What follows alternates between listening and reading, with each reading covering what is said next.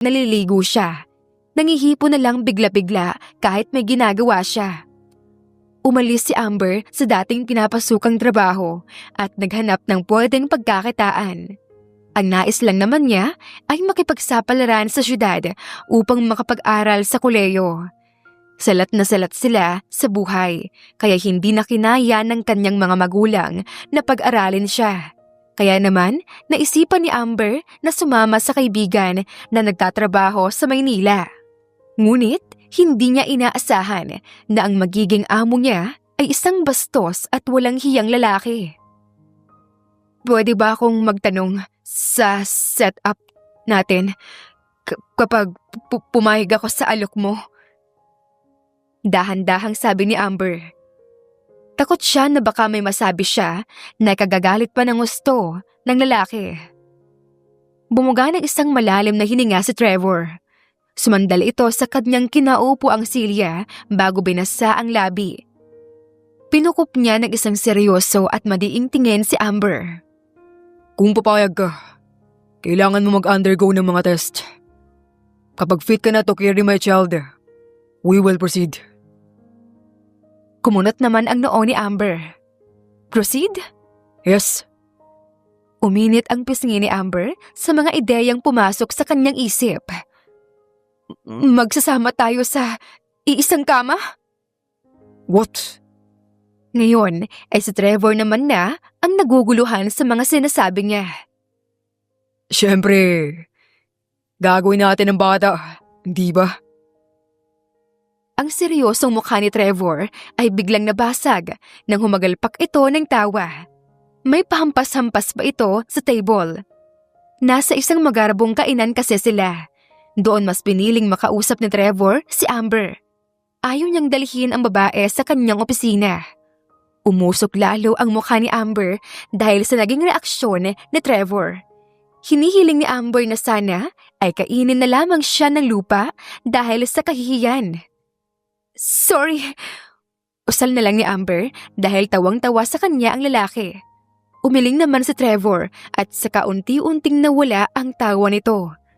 Tumikhim siya at muling bumalik ang kaseryosohan sa mukha nito. Gusto mo ba? May pangahamong tanong ni Trevor kay Amber. Ha? Willing ka bang magpakama? Napalunok siya. 22 na si Amber. Putul-putul kasi siya kapag nag-aaral, kaya naman umabot siya sa ganoong edad bago nakapagtapos ng high school. Dahil sa kagipitan nila, hindi na rin naisipan pa ni Amber na mag-boyfriend.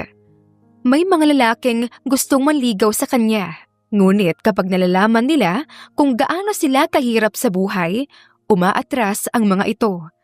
Kapag nalaman nilang sa barong-barong lang sila nakatira, kasama ang kanyang pamilya, ay ngumingiwi ang mga lalaking manliligaw sana sa kanya.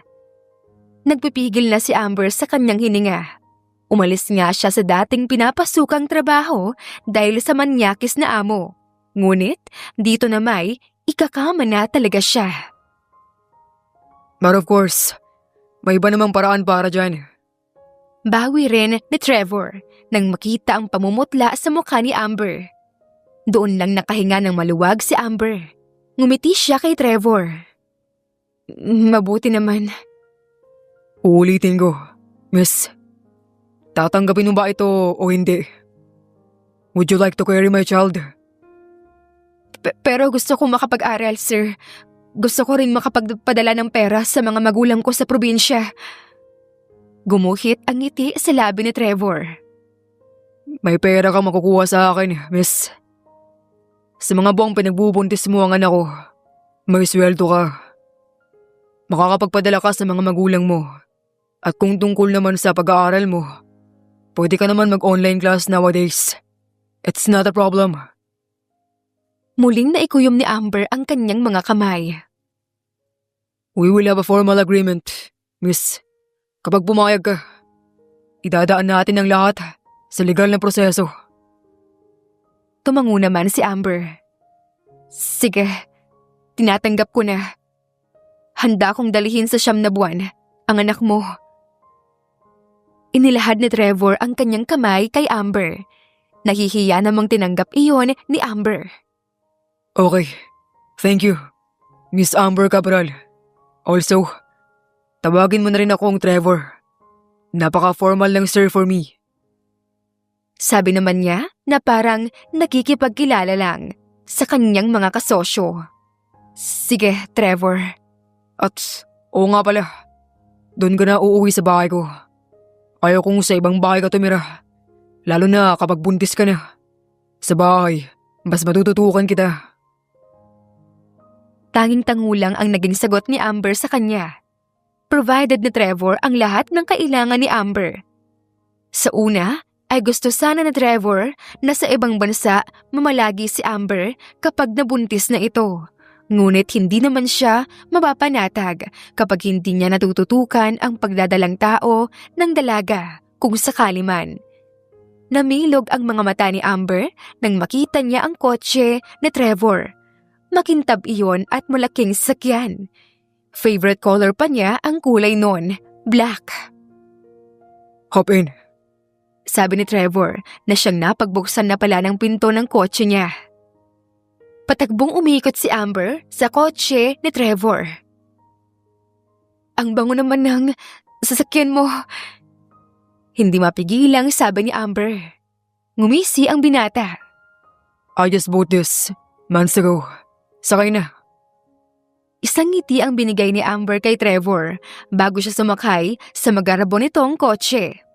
Umusli naman ang ngiti sa mga labi ni Amber nang malanghap niya ang amoy ng sasakyan.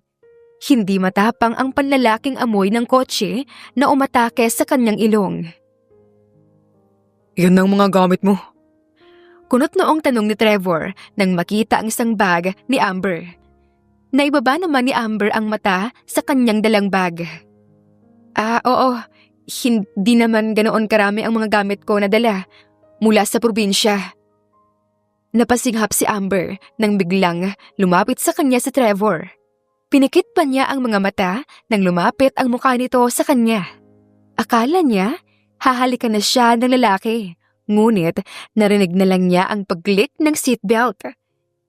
Nagmulat si Amber sa kanyang mata at ganoon na lang ang pamumula ng kanyang mukha nang naabutan niyang nakatingin sa kanyang mukha si Trevor at para itong natutuwa sa naging akto niya.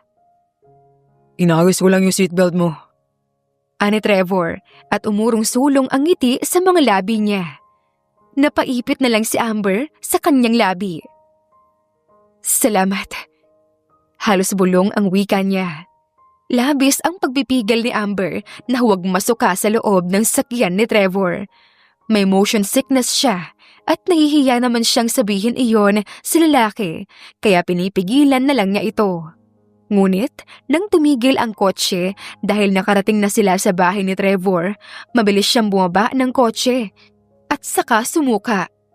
Naitungkod ni Amber ang kamay sa kanyang tuhod at saka sumuka sa sementong fasad ng bahay ni Trevor. Amber, anong nangyayari? Lapit naman ni Trevor kay Amber. Wala ito, sir. Ay Trevor pala. Wala. Sumusuka ka na riyan. Ayos lang talaga ako. Napamura sa Trevor. Wait, don't tell me you are pregnant. Mabilis pa sa kidlat ang pag-iling ni Amber. Nais man niyang lumapit sa lalaki ngunit ayaw niyang maamoy nito ang masangsang na amoy ng kanyang bibig. Hindi ako buntis, Trevor. May motion sickness kasi ako. Tapos aircon pa yung kotse mo. Marahas na hinilamos ni Trevor ang palad sa kanyang mukha. Sinabi mo dapat sa akin, Amber. Pwede naman kasing buksan yung bintana ng sasakyan. Ngumuso lang si Amber kay Trevor. Huli na. Sinuka na niya ang kanyang kinain. Next time, magsabi ka sa akin. Para naman hindi ako magulat sa mga nangyayari sa'yo. Sorry. It's fine. Basta sa susunod, magsabi ka na. Come in. Ipapakilala kita sa mga kasambahay sa bahay. Sila ang makakasama mo rito kapag nasa trabaho ako. Ang laki naman ng bahay mo. Manghang-untag ni Amber kay Trevor. Ngumisi lang ang lalaki. Maya-maya pa ay may dumating sa mga kasambahay at isa-isa itong nagpakilala kay Amber. Si Manang Lusing, ang pinakamatanda at ang namamalakad sa bahay ko. Si Manang din ang nagpalaki sa akin, kaya malaki ang tiwala ko sa kanya. Masaya kaming makilala ka, Iha. At sa kasalamat dahil pumayag kang maging surrogate mother sa magiging anak ni Trevor. Sabi ni Manang Lusing. Wala po yung problema. Mahaba pa po ang proseso kaya saka na po ang thank you. Kahit na, Iha, malaking desisyon ang ginawa mong iyon. Aalis na muna ako. Bukas maaga tayo sa ospital for your checkups and test. Sabi ni Trevor kay Amber. Nagpaalam din si Trevor kay Manang Lusing bago ito umalis ng bahay. Halika muna, Iha. Ituturo ko sa iyo ang magiging kwarto mo rito. Sige po, Manang. Napanguso si Amber habang nakasunod sa matandang babae. Mangha si Amber sa laki ng bahay ni Trevor. Hindi niya napigilang mangarap ng ganoong klaseng bahay para sa kanyang pamilya. Isang bahay na komportable sila kapag natutulog. Bahay na hindi nasisira ng malakas na ulan. Ang pinapangarap na bahay ni Amber ay na kay Trevor na. Ngunit nararamdaman niya ang lungkot ng bahay. Malaki ito ngunit tahimik at parang walang nakatira except sa mga kasambahay.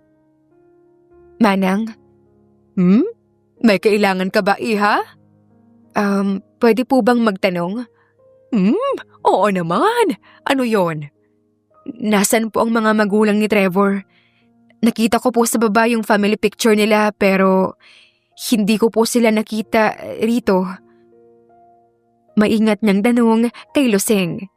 Napabuntong hininga si Lusing at sa kamalungkot na tinignan si Amber. Wala na ang ama ni Trevor, Amber. Ang ina naman niya ay palaging nasa ibang bansa. Natigilan si Amber. Ginapangan siya ng kaba at lungkot sa naging sagot ni Lusing sa kanya. Sorry po talaga, Manang Lusing. Hindi ko po. Huwag ka nang humingi ng paumanhin, Iha. Hindi mo naman alam kaya ayos lang. Lihim na kinutos ni Amber ang sarili. Bakit ba kasi ang hirap mong pigilan? Tinampal ni Amber ang bibig. Pahamak ka talaga. Supi ni Amber sa sarili. Tinikom na lang niya ang kanyang bibig dahil kung ano-ano na ang lumalabas rito. Nang makarating sila sa isang pinto, ay binuksan iyon ni Lusing at giniya si Amber sa loob. Laglag pa nga na naman si Amber nang makapasok. Dito po ba talaga ako? Ito po ba talaga ang kwarto ko? Hindi ba kayo nagkamali sa pagpili ng kwarto, Manang? Napangiti na lamang si Lusing. Ito nga. Sa tapat nitong kwarto ay ang kwarto naman ng alaga kong si Trevor. Manang, baka may masira ako rito. Sa maid's quarter na lang po ako. Ano ka ba? Hindi ka pumunta rito para maging katulong.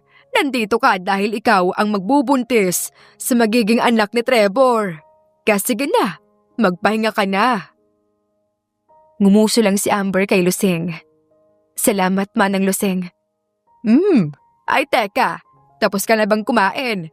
Papadalhan na kita ng pagkain dito sa silid mo? Kaagad na inilingan ni Amber ang alok ni Lusing sa kanya. Hindi na po, bababa na lang po ako kung may kailangan ako. Salamat po ulit. O siya, sige, aalis na ako. Paalam naman ng ginang bago lumabas ng silid.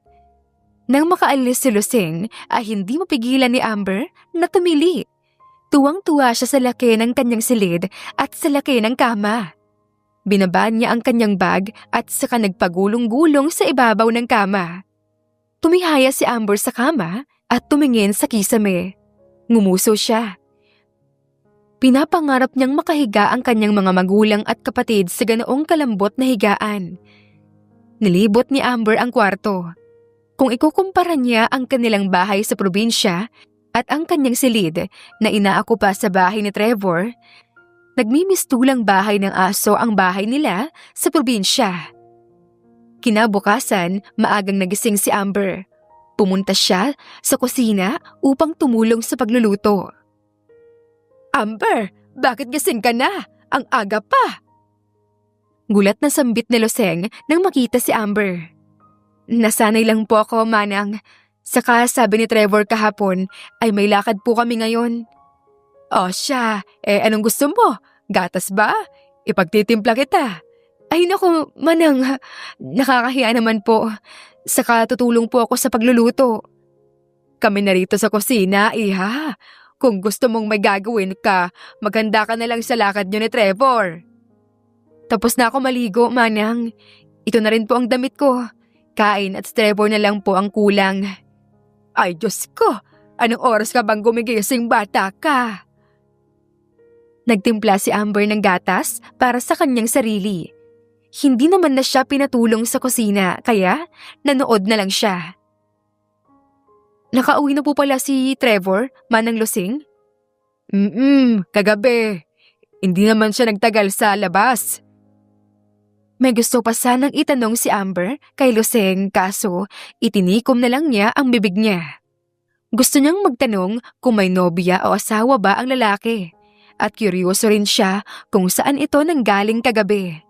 Ngunit nasa isip niyang wala naman siyang karapatan magtanong ng ganon. Lumabi na lang si Amber at saka bumuntong hininga. Ilang sandali lang, dumating naman sa kitchen si Trevor. Napako ang mga mata ni Amber kay Trevor. Alam niyang gwapo ang lalaki at malakas talaga ang dating nito. Ngunit hindi naman niya inaasahan na may igagwapo pa pala ito sa itsura nito ngayon.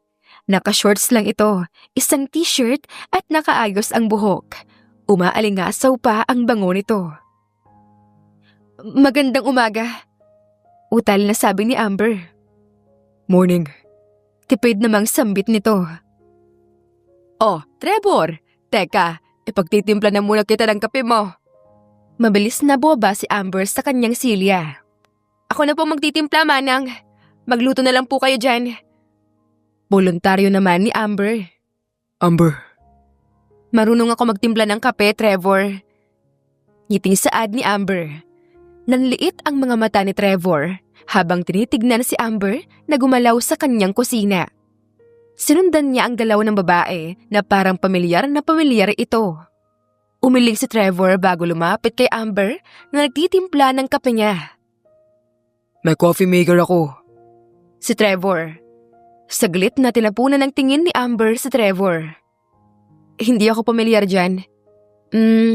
Tikman mo na lang itong kape ko. Kape mo? Usal ni Trevor, ngunit iba ang dating nun kay Amber dahil naramdaman niya ang pag-init ng kanyang pisngi. Oo, kape na gawa ko. Mas masarap ito kaysa sa gawa ng coffee maker mo. Ngumisi ang binata at pinukol ng matalim na titig ang babae. Sa hindi malamang dahilan, kumabog ang dibdib ni Amber dahil sa mga titig ni Trevor na parang nanunusok na sa kanyang mga pisngi. Nanginginig ang kanyang kamay na nagmimix ng kape. Heto, si Amber at inabot kay Trevor ang tasa ng kape. Tumaas naman ang kilay ni Trevor. Nasa mukha ni Amber ang mga mata ni Trevor at tinanggap ang tasa ng kape. Hinipa ni Trevor ang kape bago siya sumipsip doon. Napatangu-tangu ito at saka tumalikod kay Amber. Doon lang ngumiti ng malaki si Trevor nang makitang hindi na makita ni Amber ang kanyang mukha. Trevor, ihanda na namin ang agahan niyo ni Amber sa dining area. Okay, Manang. Si Trevor at bangiting-iting sumipsip sa kape. Nailing naman ni Trevor ang ulo nang ma-realize niyang kanina pa siya ngiti ng ngiti dahil sa simpleng kape. Lihim na kinatos niya ang sarili. Ay, anong iningiti-ngiti mo, Trevor? It's just a coffee, man. Sabi ni Trevor at umupo sa kabisera ng hapag kainan. Pero namangha rin talaga si Trevor sa kapeng ginawa ni Amber. Indeed, iyon ang pinakamasarap na kape na kanyang natikman. Tingin niya, hahanap-hanapin niya ang timplang iyon. Tahimik na kumain si Trevor at Amber. Sa nakaraang gabi, pumunta si Trevor sa bahay ng kanyang ina upang ipaalam rito na may nahanap na siyang surrogate mother. Ngunit wala ito sa bahay nila kasi umalis pala ito ng bansa. Kaya naman, true call na lang binalita ni Trevor sa ina na may nahanap na siyang surrogate mother. Wala naman itong violent reaction at ang tanging sabi lang ay bibisita ito sa kanyang bahay kapag nakauwi. Pagkatapos kumain na Trevor at Amber, ay lumabas na rin sila ng bahay upang pumunta sa ospital. Binuksan ko ng bintana ng kotse. Baka sumuka ka na naman. Sabi ni Trevor bago makapagsalita si Amber dahil nagulat ito nang makitang nakababa na ang salamin ng kotse. Salamat. Gadin. Si Trevor at umakyat na ng kotse. Pumunta sina Trevor at Amber upang isagawa ang test para sa dalaga at check up na rin nito.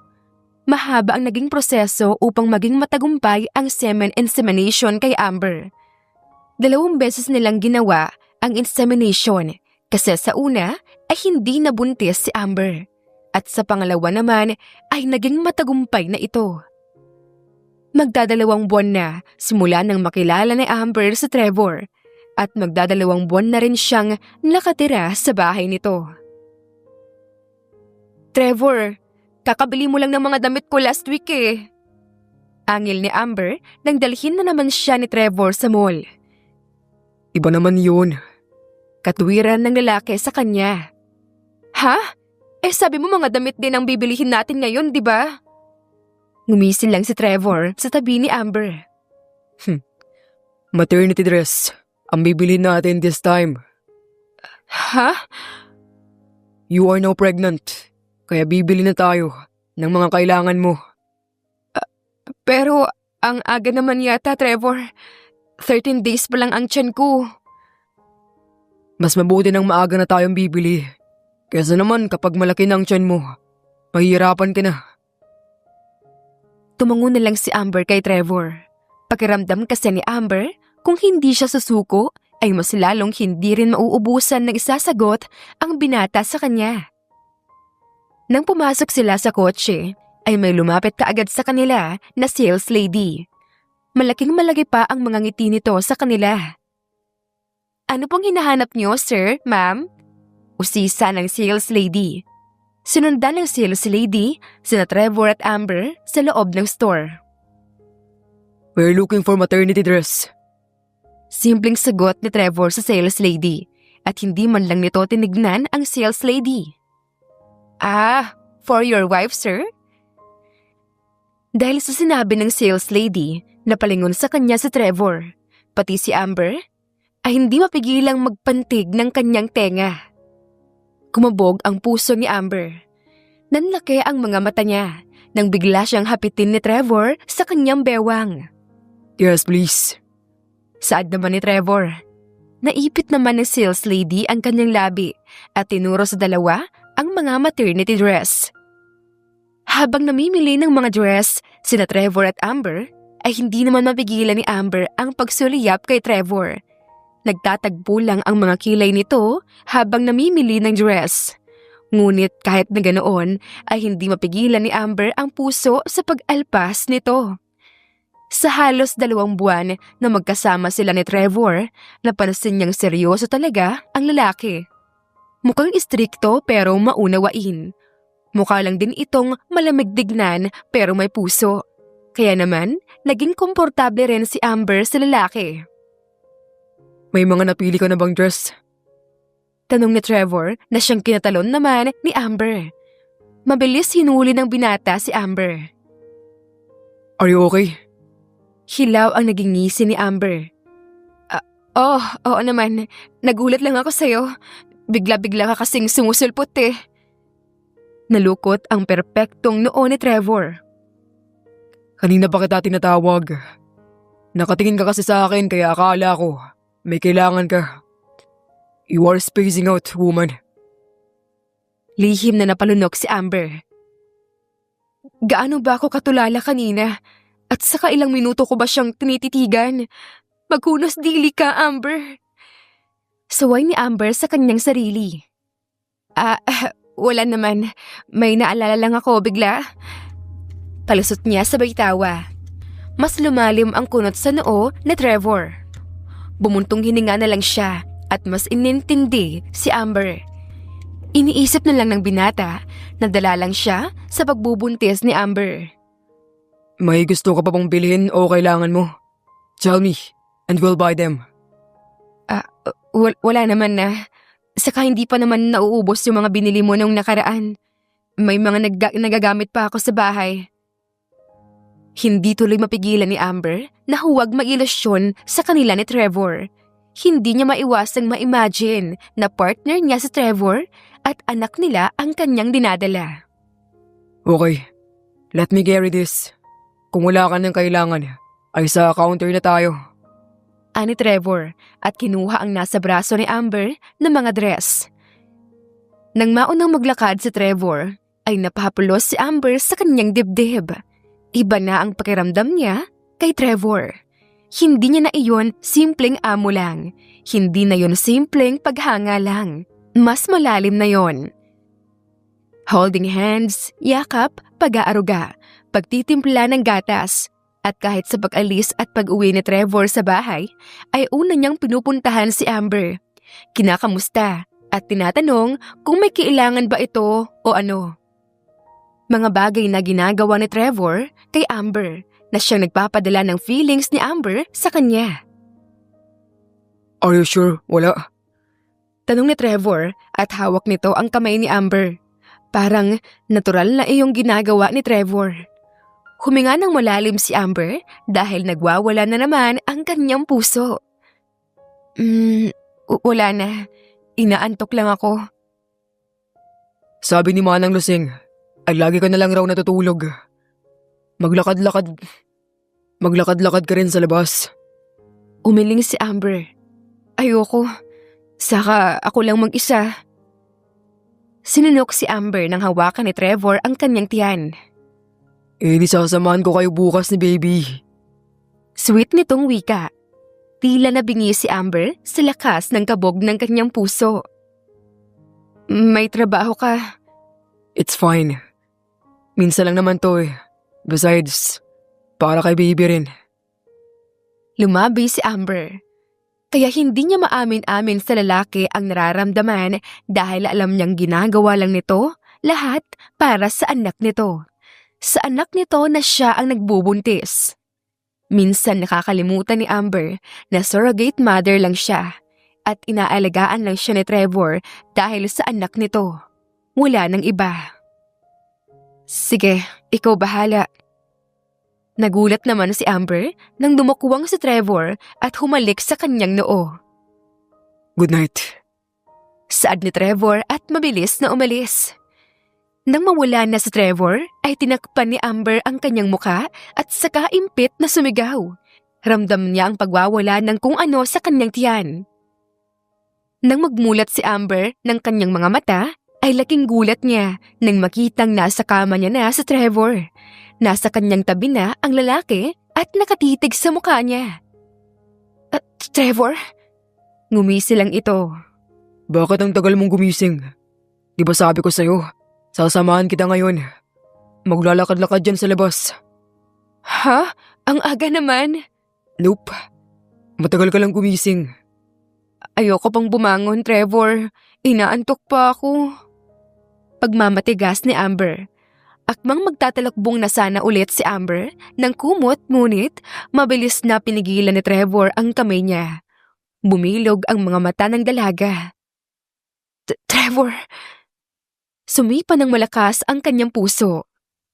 No, bumangon ka na. Argumento naman ni Trevor. Ayoko nga sabi. Babangon ka o hahalikan kita.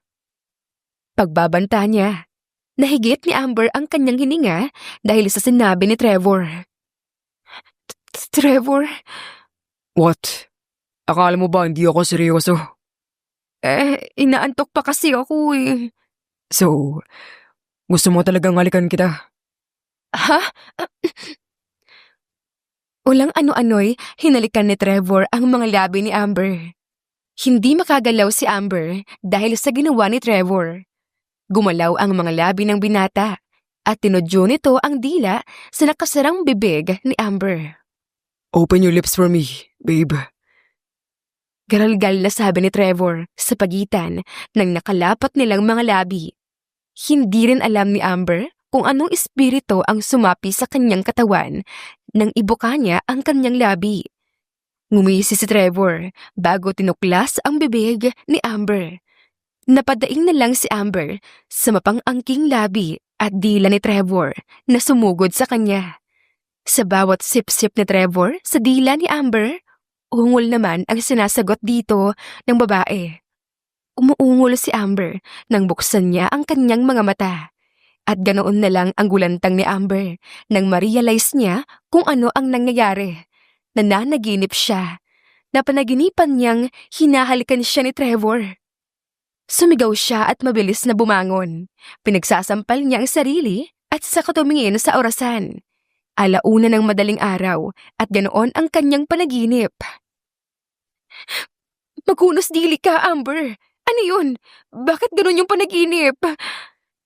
Mangyak-ngiyak na sambit niya sa kanyang sarili. Dahil ba ito sa... may feelings na ako sa kanya? Halos sabunutan na ni Amber ang kanyang sarili. Mabilis niyang inalis ang kumot sa kanyang katawan at saka lumabas ng silid. Suot niya ang pantulog niya na pajamas. Pumunta si Amber sa kusina dahil bigla siyang nag-crave ng hinog na mangga. Gusto niyang isawsaw ang hinog na mangga sa powder milk. Ay! Bulalas ni Amber nang makita si Trevor sa kusina. Ginapangan ng dugo si Amber sa kanyang pisngi. Umatras ang kanyang paa upang umalis. Kaso, dumapo na ang mga mata ni Trevor sa kanya. Halos mapasign of the cross na si Amber dahil sa pagwawala ng kanyang puso. What are you doing here? Nagkamot si Amber sa kanyang batok. Nagutom kasi ako bigla. Oh, ako na magluluto o gagawa. Hindi na. Kaya ko naman na siya. No, para ito sa inyo ng anak ko. Ikaw bahala. So, anong gusto mo? Lumapit si Amber sa island counter. Umupo siya sa isang high chair na nasa harap nun. Gusto ko ng manggang hinog. Slice mo siya na parang mga cubes tapos powder milk. Tumaas ang kilay ni Trevor nang marinig ang powder milk. Powder milk? Gusto mo bang ipagtimpla kita ng gatas? Hindi.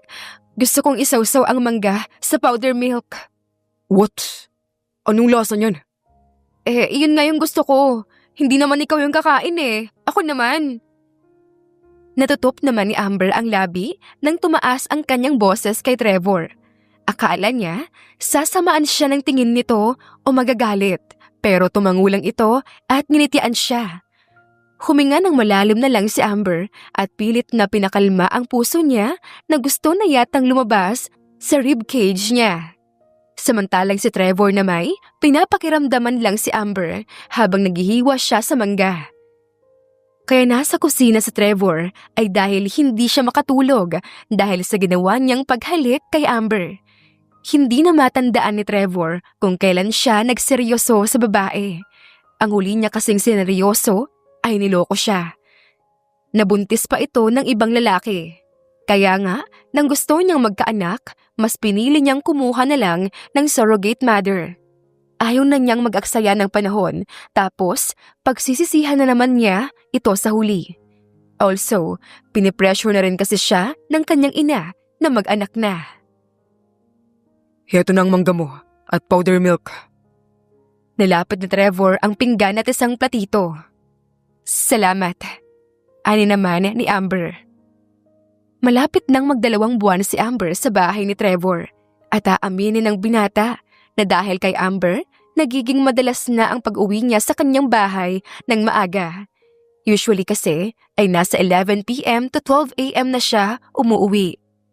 Aminin man ni Trevor sarili o hindi, alam niyang si Amber ang dahilan nun. Ang kaunting pagbabago sa kanyang sarili ay dahil sa babae. Hindi ka pa ba aalis? Maya-maya ay tanong naman ni Amber nang mapansing nakatingin lang sa kanya si Trevor. No, hihintayin na lang kita. Okay lang naman ako, Trevor. Kaya ko na sarili ko. At saka, wala namang magluloob sa bahay mo. Tawa pa ni Amber. No.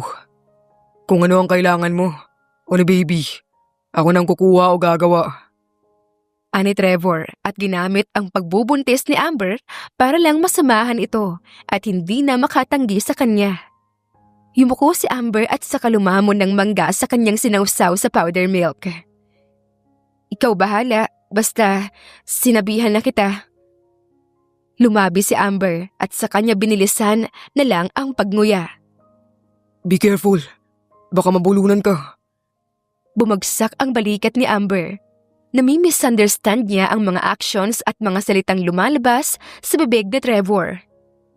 Sa tulong ni Trevor ay nakakapag-exercise na si Amber. Pansin din ng dalaga ang paglobo ng kanyang tiyan at katawan. Laking pasasalamat na lang ni Amber na hindi nakikipag-video call ang mga magulang niya sa probinsya. Maayos rin kasi siyang nakapagpapadala ng pera kaya hindi na siya inaasikaso ng kanyang mga magulang. Inasikaso na rin ni Trevor ang mga papeles niya sa kanyang pag-aaral muli. Manang si Trevor po? Tanong ni Amber kay Lusing.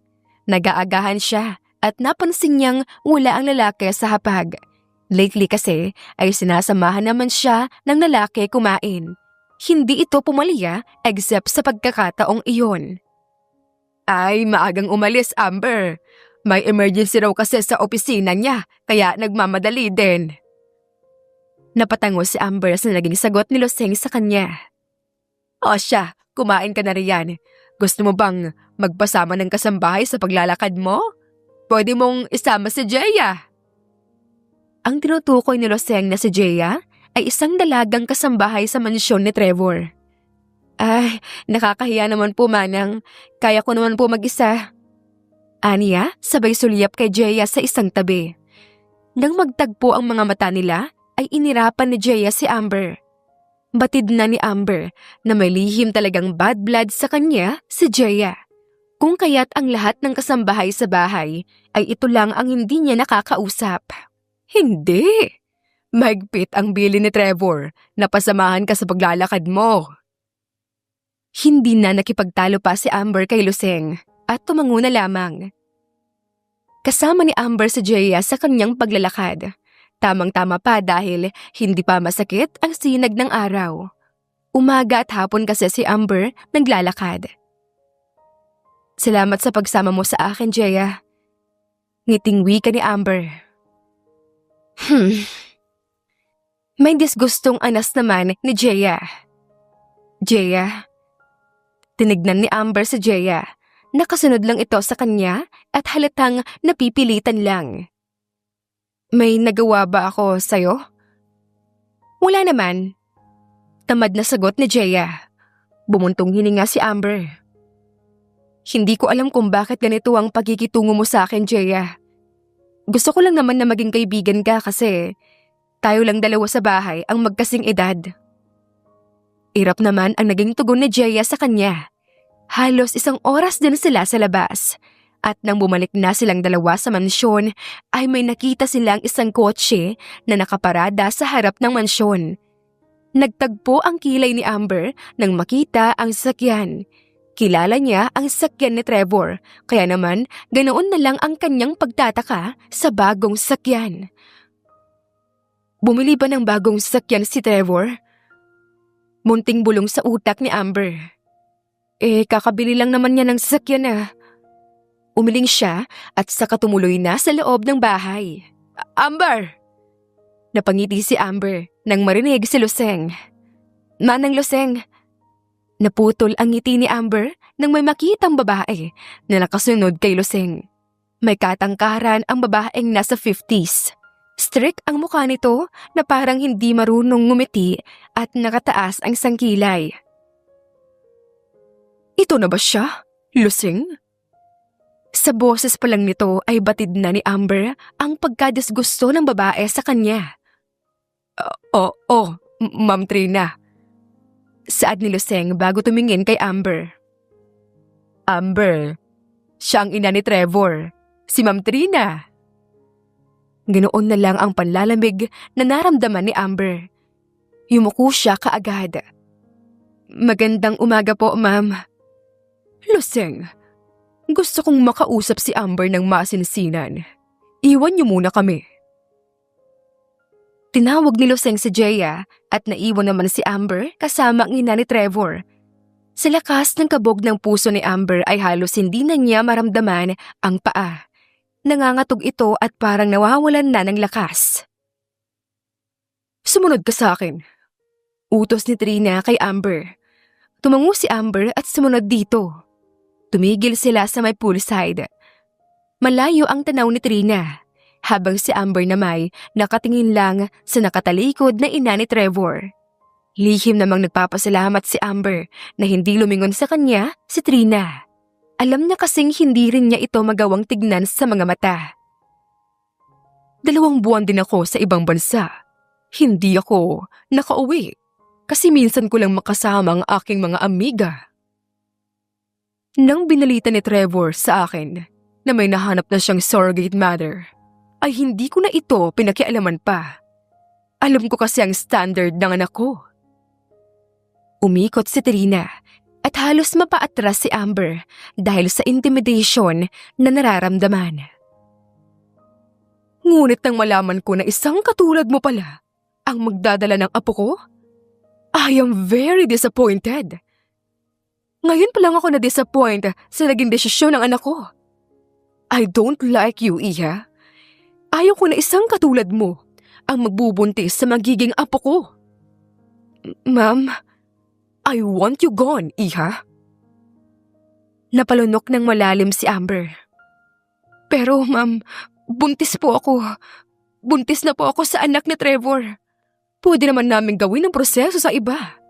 Makakahanap naman kami ng mas better na babae. Ma'am, alam po ba ito ni Trevor? Kung ano ang desisyon ko, ay siyang susundin ng aking anak, Iha. Pero ma'am, umalis ka na rito, Iha. Ma'am naman! Tumaas ang boses ni Amber. Nagulat pati si Trina dahil sa pagtaas ng boses niya. Paano po itong bata? Anong gagawin ko rito? Anak to ni Trevor. Magiging apo. I can't accept a grandchild from a woman like you, Iha. Bahala ka na kung anong gagawin mo riyan. Babayaran naman kita. It's either you'll take that out or whatever. All I want you is to vanish. Natigalgal si Amber. Hindi maabot ng kanyang isip kung gaano kawalang puso ang ina ni Trevor. Ma'am, pwede naman po nating hintayin si Trevor. Siya po kasi ang... Pinutol ni Trina si Amber. Hindi mo ba ako narinig, Iha? Inuulit ko. Kung ano man ang desisyon ko, iyon ang susundin ng aking anak. Makikinig siya sa akin. Hindi nakapagsalita si Amber. Nasasaktan siya. Nasasaktan siya dahil sa mga salitang lumalabas sa bibig ng ina ni Trevor. Hindi naging madali ang proseso nila ni Trevor para lang mabuntis siya. Ilang libo na rin ang nagastos ni Trevor para lang maging successful ang pagko-conceive niya sa anak nito. Tapos darating ang ina nito na para bang ginuhit lang nila ang bata sa sinapupunan niya. Here! Si Trina sabay abot kay Amber ng isang tseke. Tinignan ni Amber ang tseke. 2 milyon iyon. Umalis ka na! Ito lang po ba, ma'am? Walang hiyang putol ni Amber sa ina ni Trevor. Sa pagkakataong iyon ay si Trina na ang napasinghap sa gulat. Hindi po sapat ang 2 milyon. Kung ipapakuha ko po ang bata, baka malagay sa panganib ang buhay ko. Baka hindi sasapat ang perang to. At saka ang bayad ko po sa pagbubuntis nito. Turo pa ni Amber sa kanyang bumibilog ng tiyan. Ha! Ang lakas ng loob mo! Ikaw rin naman po Gold digger! Wala po akong pake kung anong tingin niyo sa akin. Masyado na po kayong abusado 5 milyon ang gusto ko, ma'am. Hindi ako aalis hanggat hindi niyo napapalitan itong tseke. Matapang niyang sagot. Hinablot ni Trina ang unang tseke na binigay kay Amber at saka kumuha ng ibang tseke. Sinusubukan lang ni Amber si Trina. Ayaw naman niyang umalis na hindi alam na Trevor. Kaso lang, desidido si Trina na palayasin siya.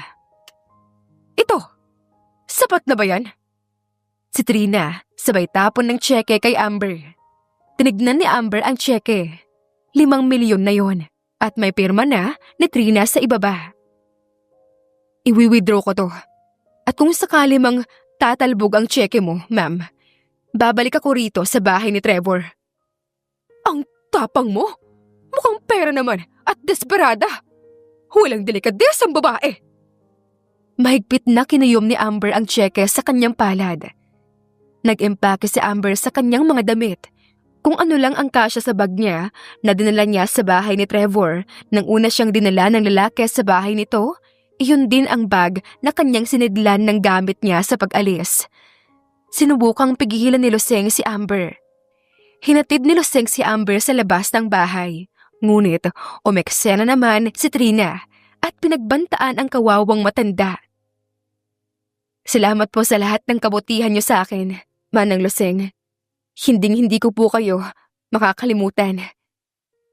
Ang huling paalam niya kay Luseng. Saka Manang, pakisabi po kay Trevor na hindi ako umalis. Natatakot ako o ano. Ikaw na rin po ang magbigay ng tseke na ito kay Trevor, ha? Ani Amber at binigay kay Luseng ang tseke na binigay ni Trina. Paano ka na, iha? Magagamit mo ito. Malaki po ang sweldo sa akin ni Trevor. May ipon pa po ako. Sa pag-alis ni Amber ay walang kaalam-alam si Trevor. Minamadali ni Trevor ang kanyang trabaho sa opisina para lang makauwi ng maaga sa kanyang bahay. Excited kasi siyang makita si Amber. Sa bawat araw na lumilipas ay gumaganda at mas lumalalim na ang kanyang pagtingin sa dalaga. Hindi na ito ang simpleng babae na kanyang kinuha upang maging surrogate mother sa kanyang anak. Malaki ang ngiti ni Trevor nang bumaba siya sa kanyang sasakyan. Bit-bit na isang kamay niya ang cake para sa dalaga. Ngunit, ganoon na lamang ang pagtataka ni Trevor nang makapasok siya sa kanyang bahay at kakaibang katahimikan ang bumungad sa kanya. Anak! Nagulat si Trevor nang makita ang ina sa sala. Mom. Ani Trevor, humalik siya sa pisngi ng ina. Nakauwi ka na po pala. Bakit di niyo sinabi sa akin? At bakit dito ka sa bahay ko dumiretso? Tumawa naman si Trina dahil dito. Ha! Ano bang mga tanong yan, anak? Malamang, dito ako dumiretso. Wait, Mom. I'll just get Amber. You should meet her. She's now pregnant with my child, and I'm sure I already sent her away. Putol niya kay Trevor na siyang kinatigil naman niya sa anumang gagawin. You… what? Anong ginawa mo, Mom? Tumaas bigla ang kalmadong boses ni Trevor. Pinaalis ko siya. Bakit mo naman ginawa yun, Mom? Amber is pregnant. Buntis siya sa anak ko, Mom. How could you? Bakit ko ginawa iyon? I don't like her at all, son. Really? Sa lahat ng babae, yun pa talaga ang napili mo? Ni walang modo at walang class. Ano na lang ang magiging apo ko? Inis na tinapo ni Trevor ang cake na dala niya. Nampatalon si Trina sa gulat. Kailanman ay hindi naging bayolente ang anak niya sa kanyang harapan. Mom! Ang bulyaw ni Trevor. Naririnig mo bang sarili mo? Kilala mo ba ang babaeng pinalayas mo sa bahay ko? Halos maputol ang litid ni Trevor sa kakasigaw. Trevor, I don't get you! She's just supposed to be a surrogate mother of your child. Why are you acting like this? Marahas na bumuga ng hininga si Trevor. Mom, she's more than done that. Mahigit pa riyan ang tingin ko kay Amber.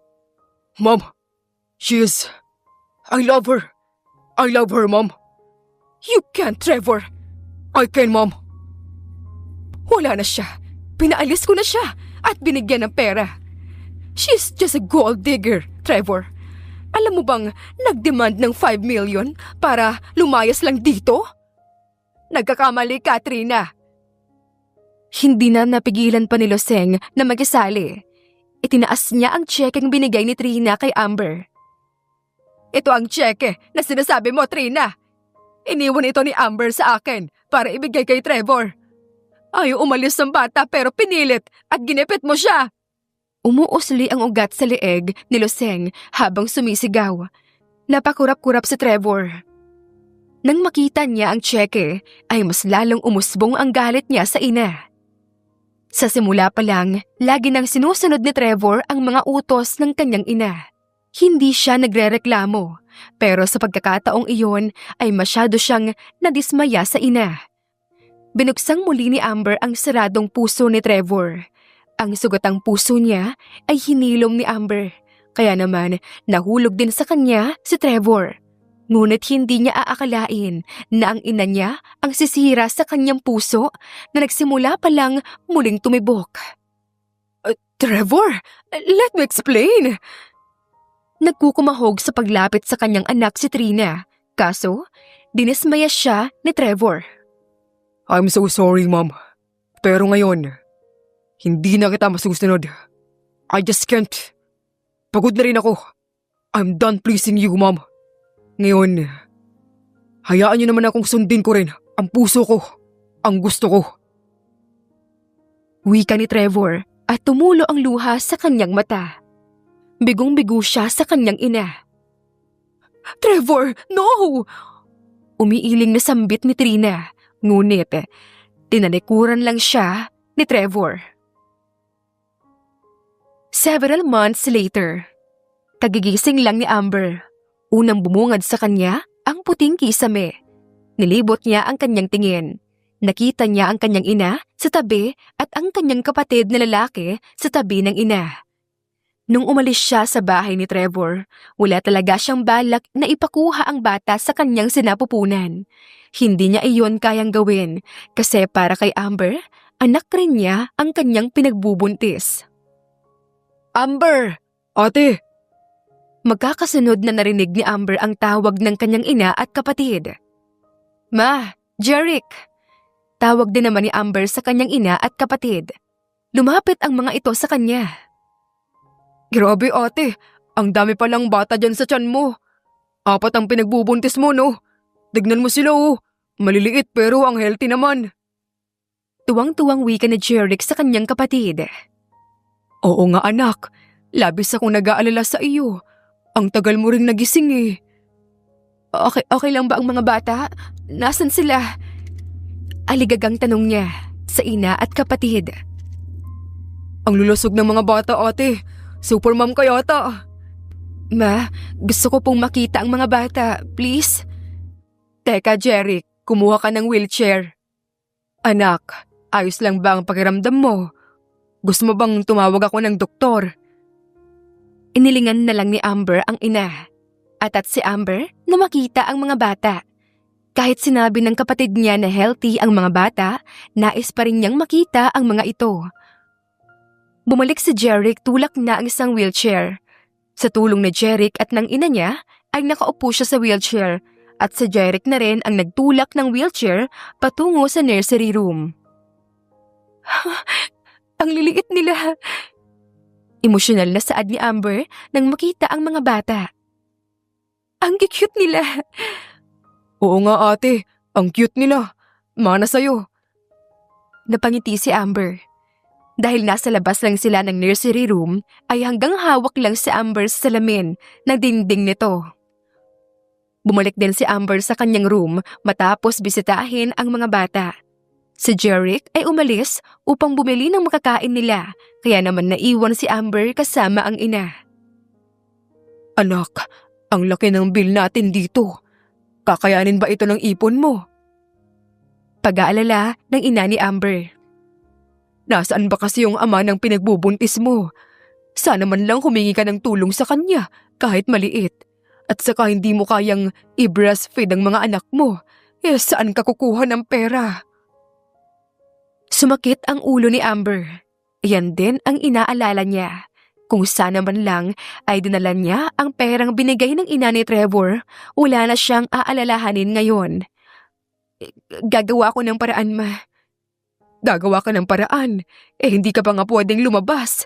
Isipin mo naman ang sarili mo, anak. Hindi lang isa o dalawang batang nilabas mula sa'yo. 4 na bata. Problemado si Amber kung saan siya kukuha ng pera. Nais man niyang tawagan si Trevor, kaso napangungunahan siya ng takot. Takot sa maaaring reaksyon ng lalaki at sa ina nito na si Trina. Halos hindi makatulog si Amber kung saan siya pupulot ng pera pandagdag sa kanyang natitirang ipon. Amber! Amber, gising! Naalimpungatan si Amber dahil sa pagising ng kanyang ina sa kanya. Ma, kakatulog ko lang po. Mamaya na po natin pag-usapan ang tungkol sa bills. Daing ni Amber. Tingin niya, makakatulog na sana siya. Pero ginising naman siya ng ina. Hindi mo na kailangan isipin yan.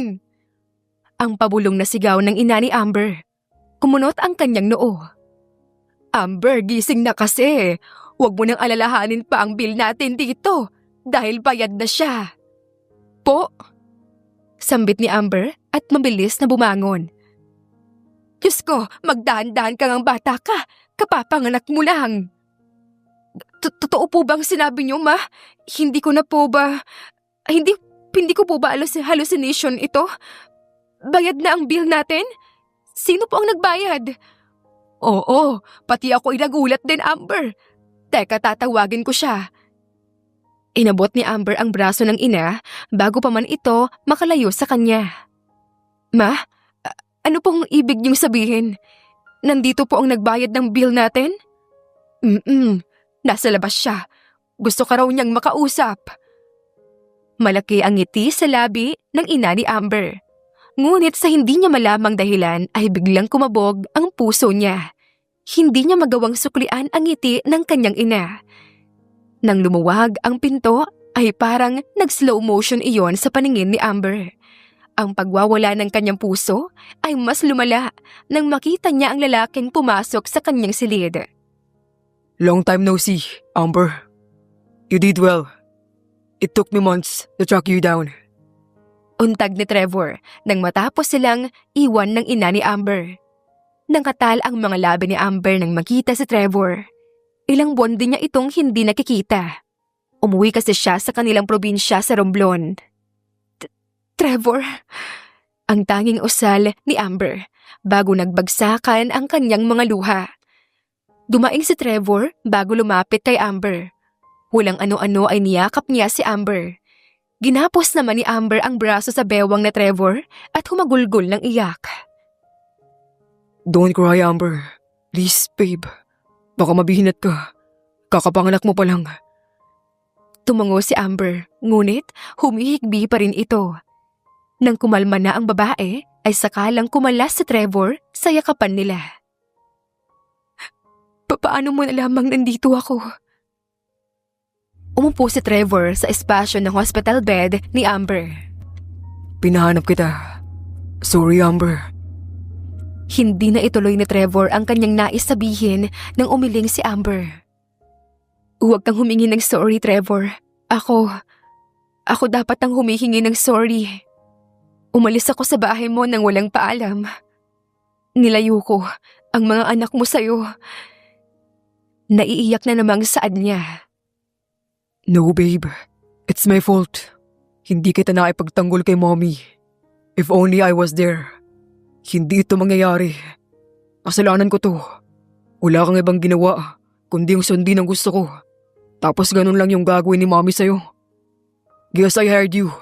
Pero hindi makatarungan ang pamamaliit ng mom ko sa'yo. I feel ashamed. Siguro gusto lang niya yung best para sa'yo. Umisimid si Trevor sa naging sagot niya.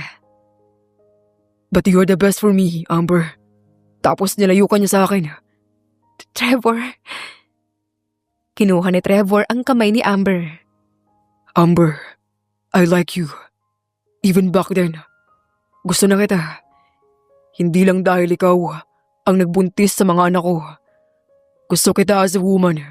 Gusto kita bilang ikaw. Nalaglag ang panga ni Amber. Sumipa ang kanyang puso sa kakaibang ritmo na tila nakalimutan niya na kung paanong huminga. Ilang segundong hindi makapagsalita si Amber. Para lang siyang naging bato sa harapan ni Trevor. Trevor. Sambit niya, sabay abot niya sa mukha ni Trevor. Hinaplos niya ito at dinama. Ngumiti naman ang binata sa kanya at hinawakan ang kamay ni Amber. Totoo naman to, hindi ba? Hindi naman to panaginip. Hindi naman ako pinaglalaruan ng isip ko. Totoong gusto mo rin ako. I am really babe. And yes, I like you. I love you so much. Naluluhang kinabig ni Amber sa Trevor at niyakap sa tuwa. I like you. Gusto rin kita, Trevor. Dati pa. Napangisi naman sa Trevor sa naging tugon niya. I'm so sorry for being late, Amber. Sulsul niya kay Amber habang yakap-yakap ito. Hindi. Tama lang ang naging dating mo, Trevor. Tamang-tama lang ang dating mo. Ani Amber, saka hinigpitan ang pagkakayakap kay Trevor.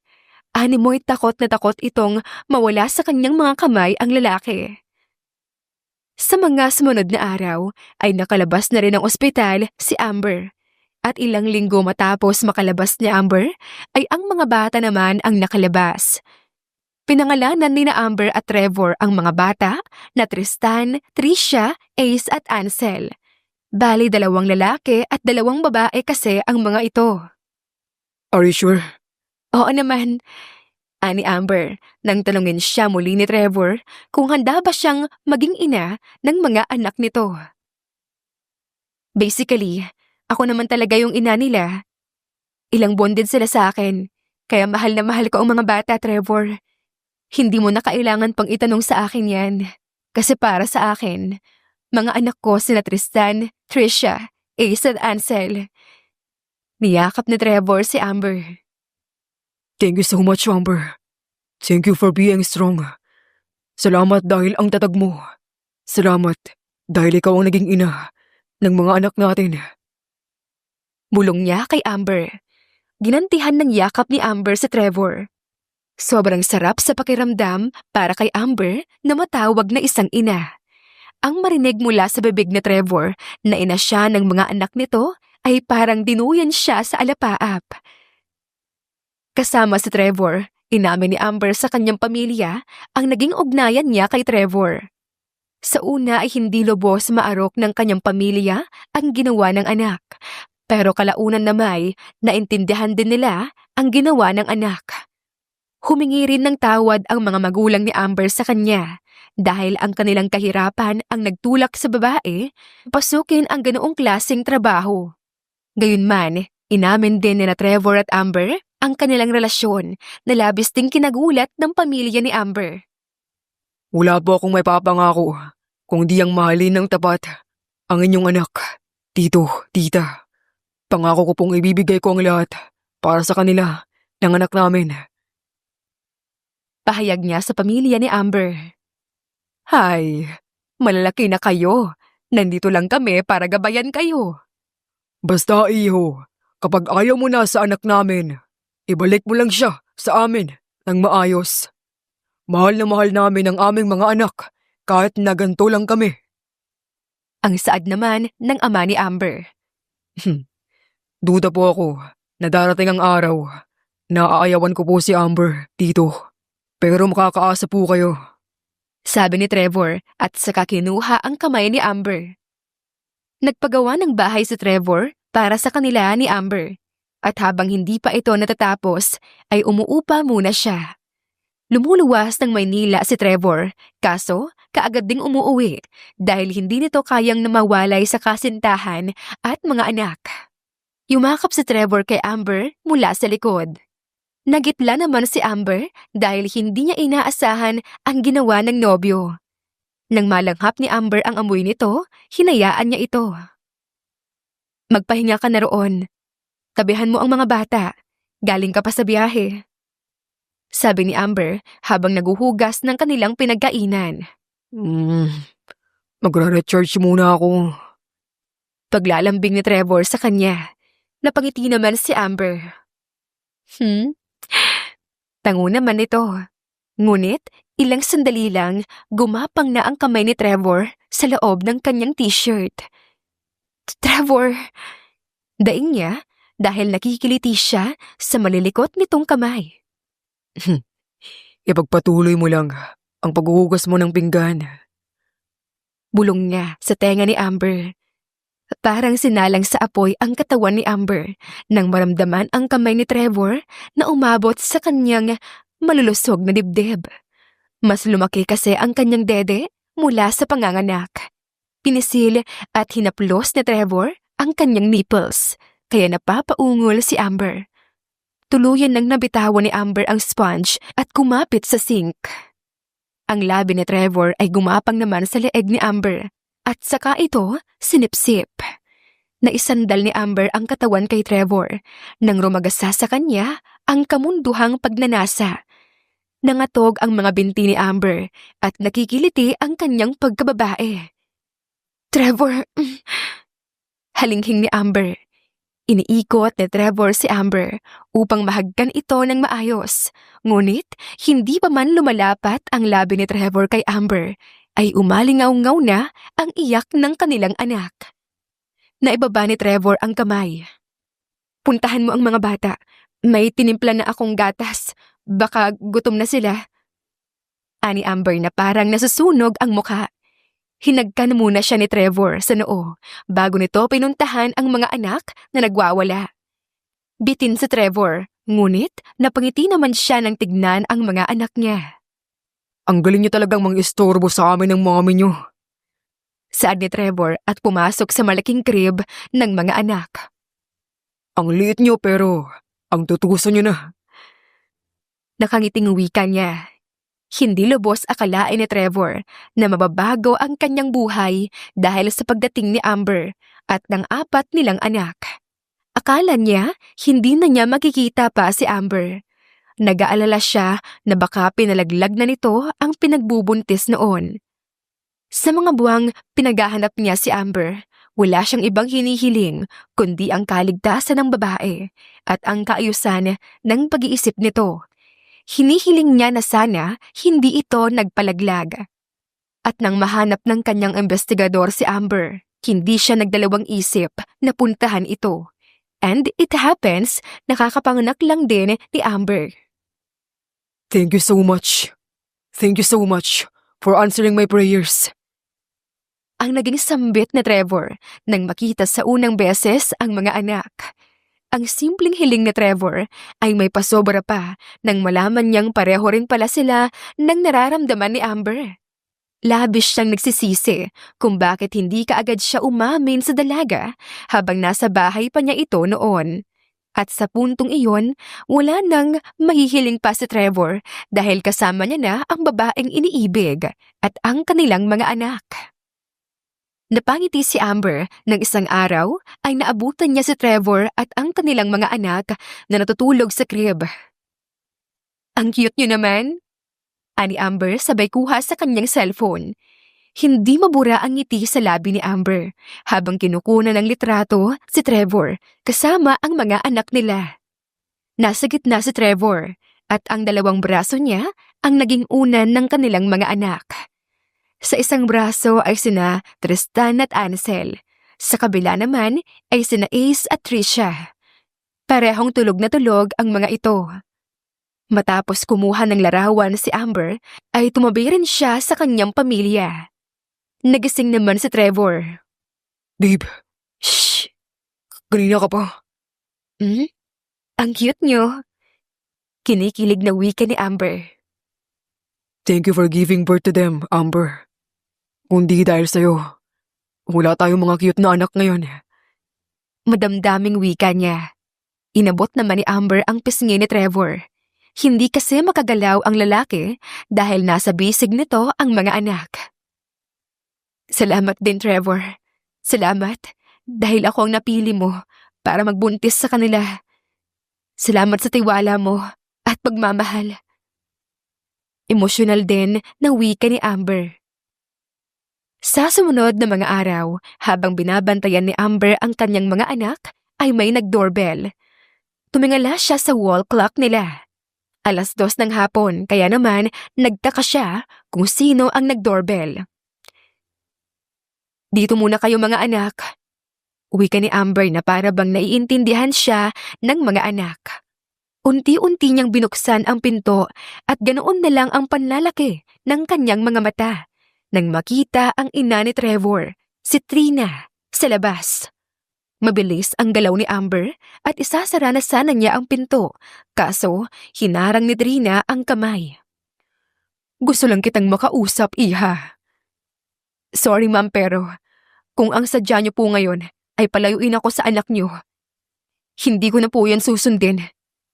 Sabihin niyo pong gold digger ako o kung ano-ano pa. Wala na po akong pakialam. Matapang niyang wika. Hindi niya pinatuloy ang ina ni Trevor. Tumango si Trina kay Amber. Naiintindihan kita, iha. Pero hindi ako narito para riyan. Nandito ako para humingi ng tawad. Gusto kong humingi ng tawad sa mga nasabi ko sa iyo noon at sa nagawa ko. Bilang ina ni Trevor, akala ko kasi iyon ang tama. Akala ko dahil ina niya ako, alam ko na ang lahat. Ngunit nagkamali ako. Dahil sa ginawa ko sa'yo, nagalit ang anak ko. Patawad, iha, kung umabot ng halos 1 taon bago ako nakahingi ng tawad sa'yo. Senserong saad niya kay Amber.